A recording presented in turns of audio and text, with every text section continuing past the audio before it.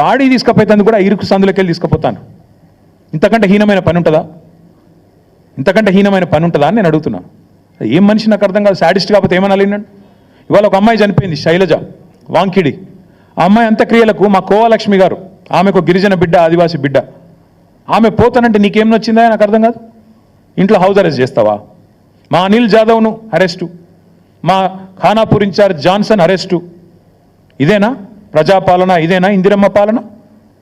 Emergency రోజులను తలపించే విధంగా ఇంటర్నెట్ షట్ డౌను, లగచర్లలో ఇంటర్నెట్ షట్ డౌన్, అక్కడ పోయి అర్ధరాత్రి పోయి బందిపోట్ల మీద దాడి చేసినట్టు నీ సొంత నియోజకవర్గంలో దాడులు.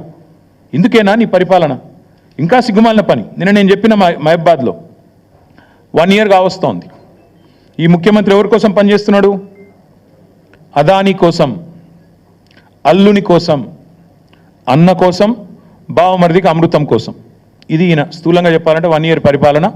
అదానీ కోసం, అల్లుడి కోసం, అల్లుడి మ్యాక్స్ బి అండ్ ఫార్మా కోసం, అన్న కోసం, జగదీష్ అన్న కోసం, తిరుపతి అన్న కోసం, బావమరిది సృజన్ రెడ్డికి అమృతం పంచడం కోసం. దానికి తప్ప నువ్వు పీకిందేంది సంవత్సరం? నేను అడుగుతున్నా. నువ్వు సాడిస్టు సన్నాసి నేను అనలేకనా? నాకు నోరు లేదా? నేను ఇంకొక మాట కూడా అడుగుతా ఉన్నా. అదానీని నువ్వేదో పెద్ద గొప్ప పని చేసినట్టు నిన్న నాకైతే ఒక డౌట్ వస్తుంది బాస్, మీరు చెప్పాలా మరి. నేను ఎప్పుడు చెక్ ఇచ్చిండు అదానీని చూసుకున్నా. 14 పోయిన నెల అక్టోబర్ అనుకుంటా, అక్టోబర్ నాడు చెక్ ఇచ్చిండట. ఎవరు? అదాని గారి. నాకు ఈయన నిన్న చెప్తుండు గర్వంగా, మేము ఆ చెక్కును క్యాషే చేయలే. నాకు తెలియక అడుగుతా బాస్, నాకెవరైనా చెక్ ఇస్తే వెంటనే బ్యాంకులో వేస్తా, చెక్కు క్యాష్ చేసుకుంటా. మరి నువ్వు 38 రోజులు ఎందుకు చెక్ క్యాష్ చేయలే? అయితే వానికి ఇచ్చే ఉద్దేశం అన్నా లేకపోవాలి, నీకు దాన్ని క్యాష్ చేసే ఉద్దేశం అన్నా లేకపోవాలి. లేకపోతే దాని చెక్కు చూపెట్టి వెనకెళ్ళి పైసలైనా దొబ్బిండాలా కుల్లా. ఇక ఇంతకంటే ఇక దాచితందుకు ఏం లేదు. ఇప్పుడు పోస్ట్ డేటెడ్ చెక్కులు మనం విన్నాం, కానీ ఇది ఎక్కడిది విచిత్రం? ఇది అక్టోబర్ 14 చెక్ ఇస్తాడట. ఈయన నిన్న మేము 38 రోజుల పాటు మేము క్యాషే చేయలే. మరి ఏం చేస్తున్నావు? ఇంకొకటి అడుగుతున్నా నేను, అసలు అదాని దొంగనికి నిన్న తెలిసిన అది మొన్న మహారాష్ట్రలో ఏం మాట్లాడినావు? నిన్నగాక మనం వీడియో చూపెట్టమంటే చూపెడతాం. మీకు ఇప్పుడు మీరు కూడా చూసి ఉంటారని చూపెడతలేను. ఒక గజ దొంగ గుజరాత్కి వెళ్ళి వచ్చి ధారావి ల్యాండ్ ఎత్తుకపోతుండు, అక్కడ మాట్లాడతావు. ఇక్కడికి వచ్చేమో మళ్ళీ నిన్న సుధపూస లెక్క కూర్చొని నిన్ననే తెలిసింది నాకు దొంగ అని, రాహుల్ గాంధీ నెత్తిమికెళ్ళి 2 చంపంగానే తెలిసింది, ఇదివరకు తెలియదు అన్నట్టు మళ్ళీ యాక్టింగ్ లేంది, స్వాతి ముత్యం యాక్టింగ్లు. నేను అనేది అదే, మొన్న గజ దొంగ అయినోడు నేను ఇక్కడ రాగానే సత్యపూస అయిందా? మొన్న మహారాష్ట్రలోనేమో గజ దొంగ అంటివి, ఇక్కడికి వచ్చేమో మేము ఇవాళ ఒక్కటే అడుగుతున్నాం. సరే 100 కోట్లు ఆయన ఇయ్యలే, నువ్వు తీసుకోలేదు, షో చేసిన ఇద్దరు కలిసి డ్రామా చేసారు, అర్థమవుతుంది. ఆ చెక్కు ఇయ్యలేదు, ఈయన వేయలేదు, అది క్యాష్ కాలేదు, నువ్వు వెనకకి ఇచ్చిందే లేదు. ఇక రెండోది 12,400 కోట్లు అందులో నువ్వు ఇచ్చిన లిస్టే. పంప్డ్ స్టోరేజ్ యూనిట్ అట. అది తెలంగాణలో పంప్డ్ స్టోరేజ్ పాలసీ ఉందా అండి? పంప్డ్ స్టోరేజ్ అంటే తెలంగాణలో పాలసీ ఉందా? మరి ప్రపోజల్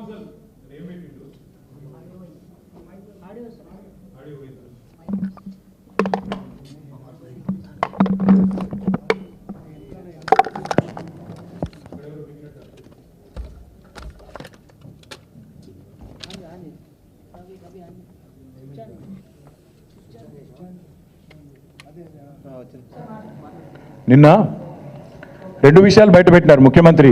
ఆయన ఇచ్చిన లిస్టులోనే 2 విషయాలు బయటపడ్డాయి. ఒకటి పంప్డ్ స్టోరేజ్ యూనిట్. తెలంగాణలో ఇంతవరకు ఆ పాలసీ లేదు. మరి పాలసీ లేకుండా అదాని కాడికి వెళ్ళి పైసలు ఎట్లా తీసుకుంటా అనుకున్నావు? పాలసీ లేకుండా ప్రపోజల్ ఎట్లా తీసుకున్నావు? నెంబర్ 1. నెంబర్ 2, కొడంగల్ ఇన్ని రోజులు అల్లుని కోసం అనుకున్నాం, ఇప్పుడు అదాని కోసం అంటే ఇప్పుడు తెలిసింది. 9 మిలియన్ టన్నుల ప్లాంటు కొడంగల్లో సిమెంట్ ప్లాంట్ పెడతారట.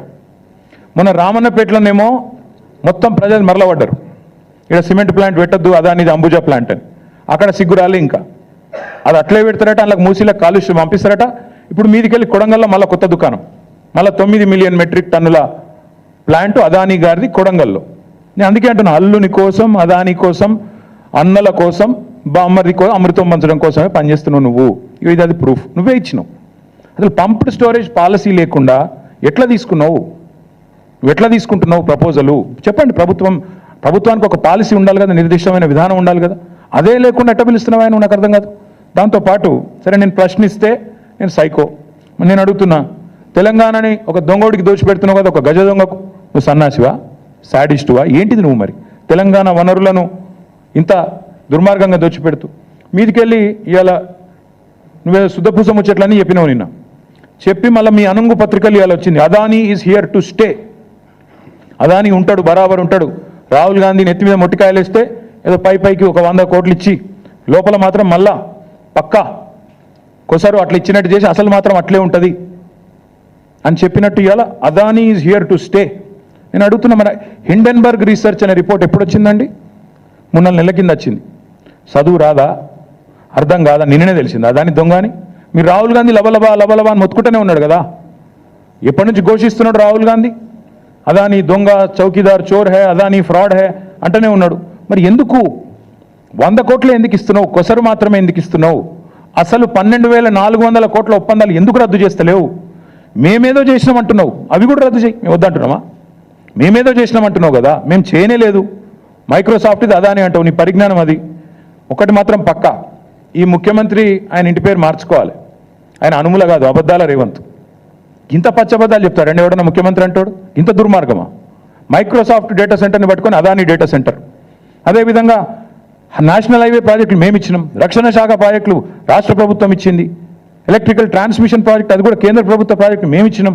ఇంత పచ్చి అబద్ధాలు చెప్పేటోడు అనుముల రేవంత్ రెడ్డి కాదు, అబద్ధాల రేవంత్ రెడ్డే.